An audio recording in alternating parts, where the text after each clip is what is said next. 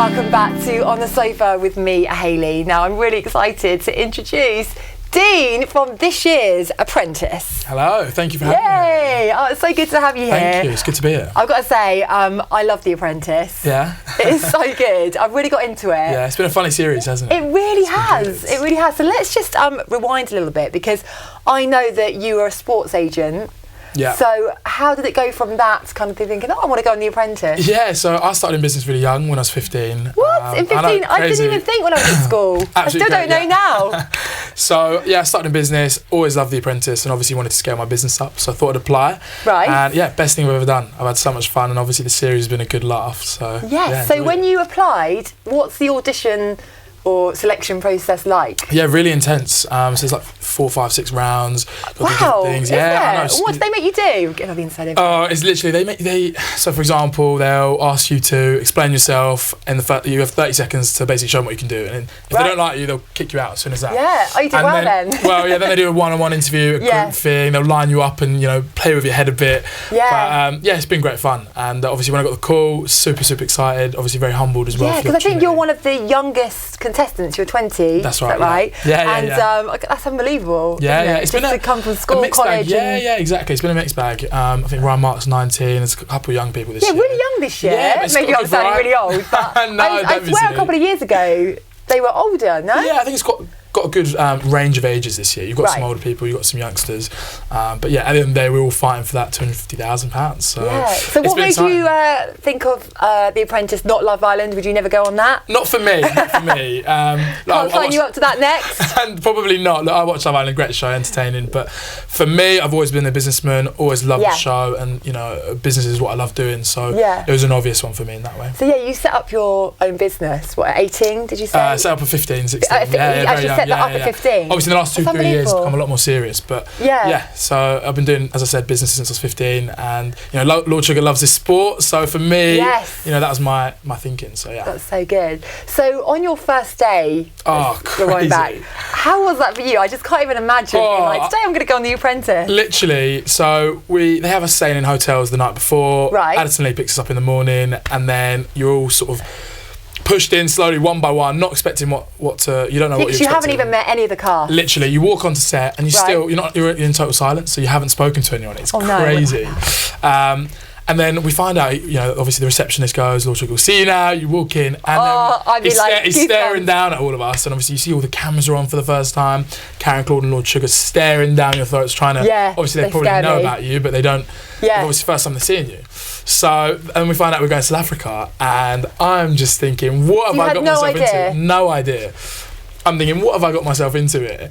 But yeah, had a crazy time. I happened to be in the bottom 3 first 2 weeks, in fact. So the pressure was on. Because they call you Mr. Turnaround. That's right, Mr. U-turn. Mr. U-turn. That's it, Mr. U-turn. Mark labelled me as that. But my time on the journey has been an absolute roller coaster, ups and downs. But it was the best thing I've ever done. Yeah. So going back to that first day. So then, do they say, right, you're going to share a room with this person? You don't know them. So we hadn't even got to the house yet. So we walked off set. The producer goes, right, you got 20 minutes. Pack your bags. We're off to the airport. That's not enough time for me. And I was 48 hours. So yeah, pack our bags, go to South Africa. You're there for what, I think 3 or 4 days, and then you literally, when you land back at Heathrow, straight into the studios, shower at the studios, and someone gets fired, and we've never seen that person again, effectively. So, and that person unfortunately never got to see the house as well. The amazing house. Yeah, you don't want to be that person. Yeah, I would have been gutted, and it was very, very close. So, but yeah, the pressure was on for me right from the start. That's brilliant. And who's your best friend on the show? So I was quite lucky. I've got on with pretty much everyone there. I had a little family in there. Jenny was my mum. Thomas was my big bro. Also a bit of a dad to me. But they're also like stitch you up when you're in the boardroom. Yeah, I always say, right, if you don't fight for yourself in that boardroom, you're not going to stand in that process.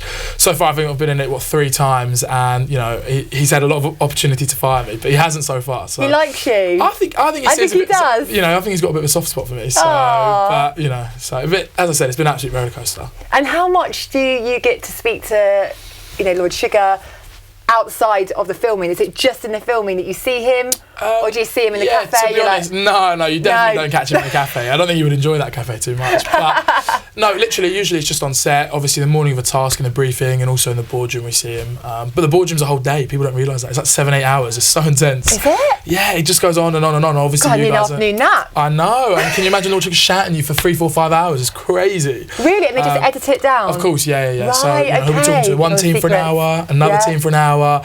Then if you've lost, which obviously Thomas lost 8 out of 9, I lost quite a lot at the start. We love Thomas as well. Oh, he's like a big bro to me. What a guy. Is he? And so then you've got to go to the cafe, and you don't want to end up there. No one wants to end up there. What's the atmosphere like? Is it really like that intense? You know someone's going home, and you don't want to be that person going home. No. You know, you've got to blame someone. You've got to defend yourself. And I wouldn't be very good at that. I'd be like, do you know what, Lord Sugar? You're right. I'm fired. I'm gone. I would. I'd be rubbish. Yeah, but it's so intense. But as I said, best thing I've ever done. Enjoyed every minute of it. And I met some amazing people in that process. Yeah, exactly. And you've been PM a couple of times. I've PM twice, won twice. Yeah. My second form was probably a lot better. That must be the best feeling in the world when you're like PM. And I've won, just to let you know, guys. No, exactly. And... week 9 was the music management, similar to what I do, sports management. So I thought, you were really good in that week. I was like, he's on fire this week. Look, Lord Sugar said at the briefing, he said, look, it's week 9. I want everyone to pull their socks up. So I know I definitely need to, and thankfully I think I did. So no, it was really. And I loved it when you got your little treat and you went to your little music gig. I know, we met Bastille. How cool was that? That was really, really cool. That's probably one of the best treats throughout the process. But yeah, pretty cool. That's so good. That's so good. So from here, where do you think you would go? I mean, obviously you've had an amazing experience. Yeah. Like, has that kind of changed your mindset about your business? Not really. Look, I think when I went on that show, obviously I wanted it to open doors for me, and it's done exactly that. I'm enjoying the journey so far, and just see what happens. Obviously, I've made some crazy relationships, done some amazing things. Pitched to some people I would have never pitched to before. Big, we created a toy in episode 3, pitched to Hamleys, John Lewis, you name it. So yeah, I'm just going to see what the future holds. As I said, enjoying every minute of it, enjoying the spotlight. But yeah, just see what happens. Yeah, definitely. I honestly just think I'd be so rubbish at The Apprentice. I'm that person that they go, oh, can you order like this amount of food or whatever, and I'd get it completely wrong. Yeah. And Lord Sugar would just be absolutely horrified. Karina and I ordered 44 bottles of alcohol for I think 14, 15 people, and we thought that was a good idea. So I've got no idea what we got away with that one. It's hard though, isn't it? Because not only have you got the pressure of being like PM, you've also got the pressure that you're on telly. Oh, exactly. And you've got all these other people, and they're quite hard, aren't they? Yeah, I'm sure they're really lovely, but you've got to be quite ruthless to be on there. Exactly, you have to be ruthless. That's exactly that. And you know that you've got some big personalities in there. Someone's going to get fired each week, and the pressure is really, really on. You've got, so.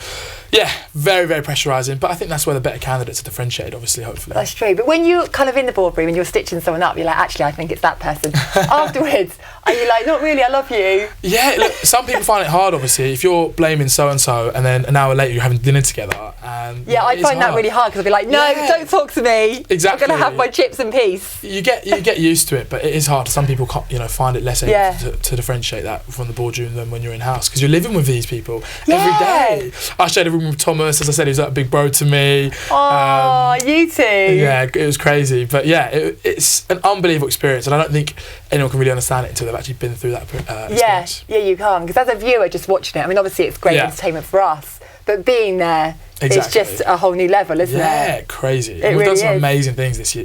I think this year's been, and I'm biased, but the best year so far. Yay! Been to South Africa, obviously went to Finland, created a roller coaster. I mean, I've done some amazing things. So yeah, I'm really humbled for the opportunity. And where are you spending Christmas? Just at home. Live in Essex? In Essex, literally, very local. Down the road from the studios, down the road.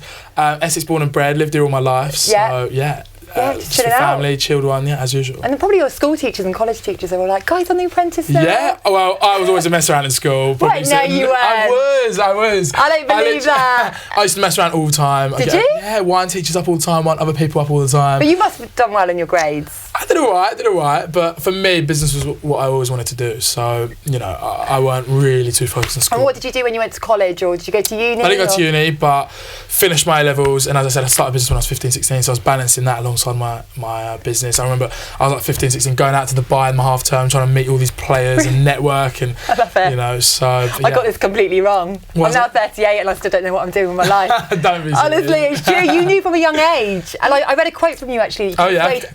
You could persuade anyone to do anything with your gift of the gab. Is this true? God. Well, I'd like to think so. At different parts of the show, probably people are questioning that, but I've had some strong moments. Yeah. You've got to be able to, haven't you? I mean, it's a good skill to have in life. This is what I try to tell my teachers, that talking is a really good skill.